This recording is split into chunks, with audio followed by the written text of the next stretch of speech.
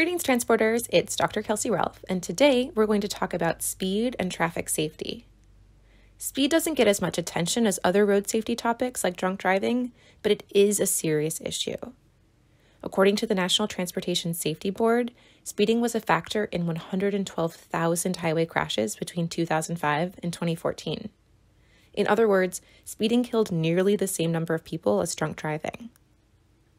Speed is important for all road users, but it is especially important for people walking and biking because they don't have the protection of a metal box around them. 13 pedestrians are struck and killed each day on average in the United States, and that adds up. Between 2005 and 2014, a period of 10 years, over 46,000 people were hit and killed by a car while walking, making traffic crashes the second leading cause of injury death in the United States. Today, we're going to focus on the idea that speed increases crash risk and crash severity. First, as speed increases, drivers' field of vision narrows, making it more difficult to recognize that they need to stop. Not only does it take drivers longer to react at higher speeds, their vehicle also travels farther while they are reacting. At 25 miles per hour, the average vehicle travels 92 feet while the driver reacts. But that isn't the end of it. Vehicles are heavy, and it takes a while to actually come to a stop. This is known as braking distance. At 25 miles per hour, the average vehicle will travel another 60 feet once the driver has reacted. That amounts to a total of 152 feet, or just over half of a football field.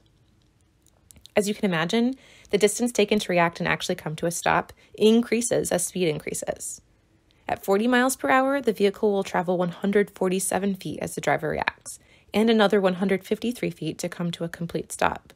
That is the length of an entire football field. Simply put, if someone walks into a crosswalk closer than a football field away, a driver traveling 40 miles per hour is likely to hit them. Speed not only increases the probability of a crash, it also increases crash severity. Your chances of surviving a crash at 25 miles per hour is 95%. Your chance of surviving a crash at 30 to 35 miles per hour is 55%. And your chance of surviving a crash at 40 miles per hour is just 15%. Next, let's talk about speed limits, which actually predate the automobile. Newport, Rhode Island prohibited horses from galloping on major thoroughfares. The first speed limits for mechanical vehicles arrived in 1861 as part of the Locomotive Act in England. Drivers there were permitted to travel 10 miles per hour on highways and 5 miles per hour in towns. These limits were later amended to just 4 miles and 2 miles per hour, respectively. In both these historical examples and the present day, when we're setting speed limits, we are faced with a trade-off between maximizing safety and minimizing travel times. I want to mention one important exception to this trade-off. By the 1970s, speeds in the United States were determined by the states. But in 1973, that all changed with the oil embargo. Because traveling slowly conserves fuel, the federal government adopted a national speed limit of 55 miles per hour, which the government strongly encouraged by threatening to withhold highway funding for states that did not comply. With those incentives, the states complied, but drivers did not. For example, in a study in New York in 1982, 83% of drivers exceeded the speed limit. So outside of this environmental exception, the trade-off remains the same. And broadly speaking, policymakers have found a balance to this trade-off in two different ways. We'll call them the American approach and the Swedish approach. The American approach sets speed limits based on prevailing speeds, that is, how fast drivers are traveling today. To do this, traffic engineers conduct a speed study where they observe the prevailing speed of motorists and then plot their speeds on a cumulative distribution function, like this. With this, we can identify the 85th percentile driver.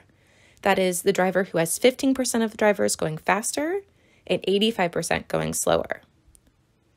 We see how fast that 85th percentile driver was traveling and then typically set the speed limit at the next round number. So if, for example, the 85th percentile driver was traveling at 63 miles per hour, we would set the speed limit at 65 miles per hour. Engineers can use their judgment to adjust the speed limit up or down, but often by just 5 miles per hour. There are two main rationales for the 85th percentile rule. The first has to do with enforcement. Lawmakers wanted a speed limit that drivers would see as acceptable and actually follow. As we saw during the oil embargo, drivers are largely unwilling to comply with speed limits that they see as too low.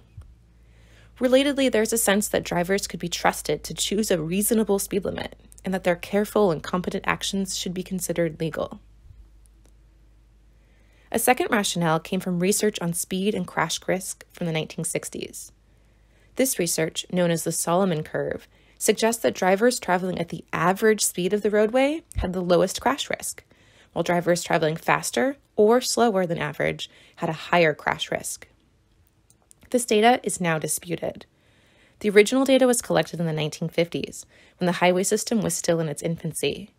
Remember that the interstate highway system was only approved in 1956. Moreover, we didn't collect great data on crashes back then. And, perhaps most importantly, the top speed of cars today is much higher, and acceleration is far greater, which makes the Solomon curve less useful for evaluating crash risks. More fundamentally, motorists aren't that good at choosing safe speeds. As we saw at the outset, drivers kill thousands of people each year. Plus, as cars have become safer, the chance that people inside the vehicle are harmed have gone down, while the risks for people outside the vehicle have gone up. In this way, traffic safety is a negative externality. Drivers don't pay the full price, and they will choose a higher speed than is socially optimal. Contrast the American approach with the Swedish approach, where the foundational premise is that it is unethical to prioritize speed if it creates situations where fatalities are likely. Rather than use the prevailing speed as the starting point, the Swedish approach starts with this question: how much force can a human body withstand in a crash? This leads to wildly different speed limits. Given the chance of surviving a crash at various speeds, Swedish roadways tend to have much lower speed limits than American roadways, as illustrated here. Given rising pedestrian deaths and the weak evidence base for the 85th percentile rule, there has been considerable pressure to change the American approach to setting speed limits, and a culture shift seems to be underway. In 2017, the National Transportation Safety Board released a report on speed. They concluded that automated speed enforcement was an effective but underused safety tool and encouraged states to remove limits on speed cameras. Similarly, NACTO recently suggested that the maximum target speed for urban arterial streets should be 35 miles per hour, and that neighborhood streets should have a 20-mile-per-hour limit. These limits are more similar to the Swedish approach. Both organizations emphasize that speed limits alone will not eliminate speeding. Street design is also essential. To learn more, please consult these sources. So, to recap, speeding increases the chance that crashes occur and increases the severity of crashes. Efforts to set speed limits often center on a trade-off between speed and safety.